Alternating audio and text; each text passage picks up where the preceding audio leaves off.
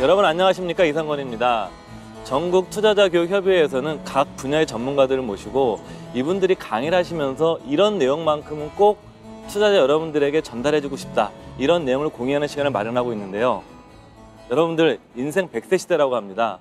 여러분들은 어떤 은퇴 설계를 하고 계십니까?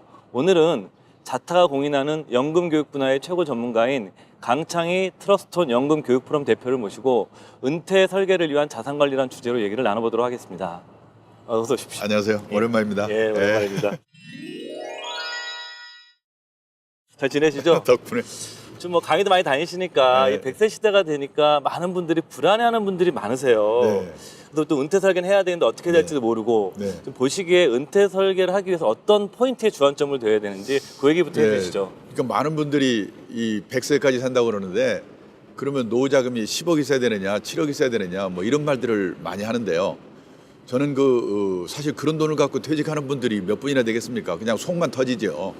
근데 저는요, 그 몇 억이 있다고 하더라도 이 노후 설계, 생애 설계의 발목을 잡는 세 가지 착각이 있는데 그 착각에 빠지면 아무런 의미가 없고, 또 몇 억이 없다고 하더라도 그 착각에 빠지지 않고 준비만 잘하면 얼마든지 행복한 노후를 맞을 수 있다. 예, 자 그럼 이제부터 그 대표님께서 말씀하신 노후에 관한 세 가지 착각을 하나하나 짚어볼 텐데요. 먼저 인생에 여든 이유는 없다. 이거 첫 번째 착각이라고 하셨는데 이 내용에 대해서 좀 설명 좀 해주시죠. 그래, 여든 이유는 없는 걸로 생각하고 있는데 실제로 안 그렇죠. 요즘 뭐 시중에 유행하는 말 알잖아요. 재수 없으면 120살까지 산다.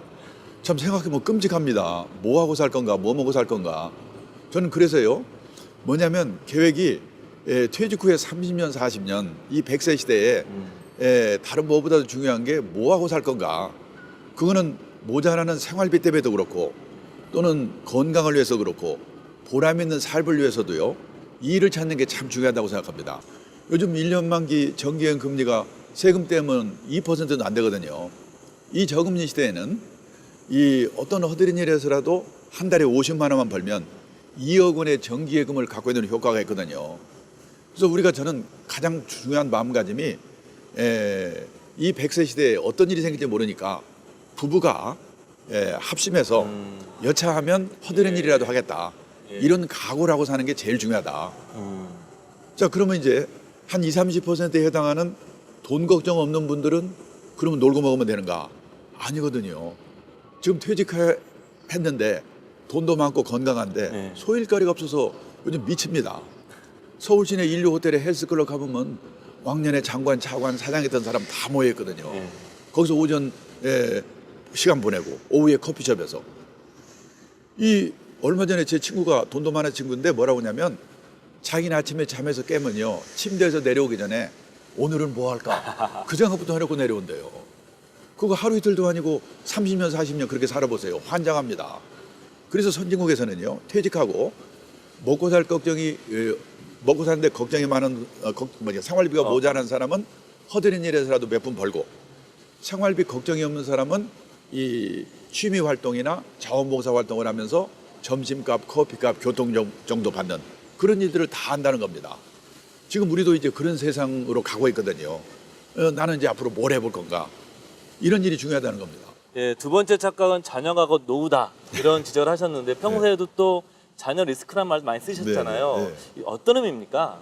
그러니까 본인이 아무리 성공을 하고 돈을 많이 벌어도 노년에 이 자식 문제 때문에 쪽방에 사는 분 많잖아요. 그걸 이제 자녀 리스크라고 그러는데, 그 미래에셋 은퇴연구소에서도 얼마 전에 발표했지 않습니까? 우리나라 50대, 60대가 648만 가구인데 그 중에서 60% 정도가 은퇴 빈곤층으로 전락할 우려가 있다. 그 은퇴 빈곤층이라는 게 뭐냐? 부부 월 생활비가 94만 원 이하로 살아야 되는 집인데 그러면 왜 은퇴 빈곤층으로 전락하냐?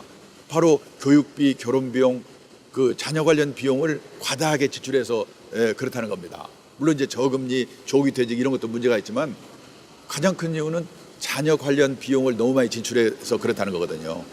그래서 저는 이 자녀 리스크를 그러면 어떻게 피해야 되느냐.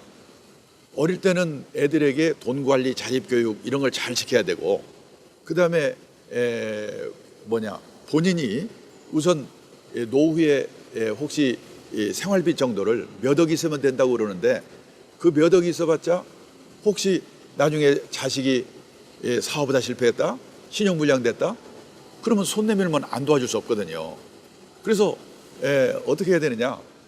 중요한 거는 몇 억을 갖고 있는 게 문제가 아니고, 이 세상을 떠날 때까지 최저 생활비, 이 150만 원이든지 200만 원이든지 이거를 국민연금, 퇴직연금, 개인연금 이 3층 연금으로 젊은 시절부터 모아가지고 준비를 해둬야 이 언제 세상을 떠날지 또는 생활비가 얼마 될지 모르는 이런 장수 리스크에도 대비할 수 있고, 혹시 자식이 잘못되더라도 자녀 리스크에 대비할 수 있다. 저는 그래서 자녀 리스크에 대비하는 방법은 3층 연금에 가입해서 최저 생활비를 3층 연금으로 받을 수 있도록 확보해 두는 거다. 이렇게 생각합니다. 또 마지막 세 번째 착감은 좀 죽음에 관한 내용인 것 같은데 예. 어떤 것입니까? 뭐냐면 그래서요. 우리가 생각보다 오래 살면서 길게 짧게는 2, 3년, 길게는 10년 정도를 앓으면서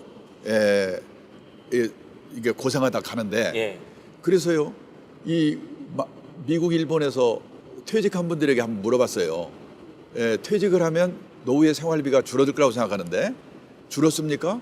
하고 물었더니 안 줄었다는 대답이 30%, 40%. 예. 왜 안 줄었습니까? 물어보니까 병원비, 간병비 때문에 그렇다는 거죠. 예. 근데 이거는 선진국 얘기고요. 얼마 전에 일본 내각부라고 하는 데서 주요국의 60세 이상 고령자 대상으로 이제 당신은 지금 건강하세요? 이렇게 물었더니요. 미국, 일본 선진국 사람들은 예 건강합니다 하는 비율이 60 내지 70%인데 우리나라는 건강하다는 비율이 40%밖에 안 돼요. 그러니까 우리나라에서 노후의 생활비가 줄었습니까? 물어서 안 줄었다는 대답이 아마 그날보다 훨씬 높을 거, 5, 60%될 거예요. 그런데 언제 아플지, 치료비가 얼마 될지 이 모르는 이 건강 리스크라고 그러는데, 예. 이 돈은 생활비 같은 경우는 그냥 계획 있게 아껴서 쓰면 되는데, 예. 이런 간병비, 병원비는 언제 생길지 발생할지 모르고 또 오래 걸릴 가능성도 있고 금액이 막대할 가능성이 있거든요. 그래서 이런 병원비, 간병비는 그 관련된 보험, 예. 특수질병보험 예. 이런 데 가입을 해서 대응을 해야 된다. 그래서 저는 건강 리스크는 이 보험으로 대응하는 거다. 이렇게 얘기를 합니다. 예, 지금까지 노후 설계를 할 때 빠지지 말아야 될 세 가지 착각에 대해서 말씀해 주셨는데요. 네. 끝으로 노후 설계를 할 때 꼭 챙겨야 될 당부의 말씀 한마디만 해주시죠. 네, 그러니까 종합적으로 볼 때요.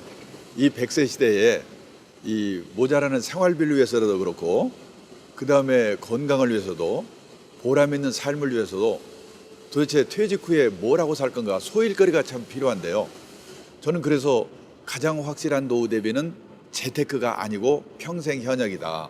돈 있으면 있는 대로, 없으면 없는 대로. 미래에서 은퇴연구소의 잡지에 나왔잖아요. 일본의 이 은퇴 설계 전문가가 보낸 예. 원고를 보니까 예. 이 퇴직 후에 은퇴 남편 인기 1순위가 누구냐고 그랬더니요. 요리 잘하는 남편, 그 다음에 싹싹한 남편, 집안일 도와주는 남편. 그런데 뭐라고 썼냐? 집에 없는 남편이더라고요. 그걸 생각해서라도 예.